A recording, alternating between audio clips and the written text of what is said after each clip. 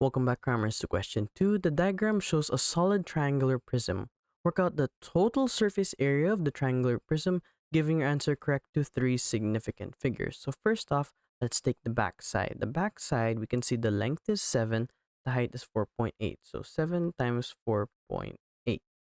Moving on, we'll take the hypotenuse side. So we have 6 times 7, 6 times 7. And we'll take the bottom now, which is 7 times 3.6.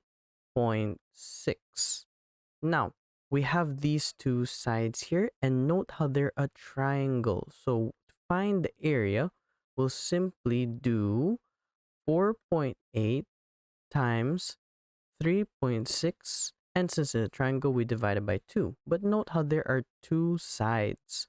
So, multiply the whole thing by 2. And this actually cancels out.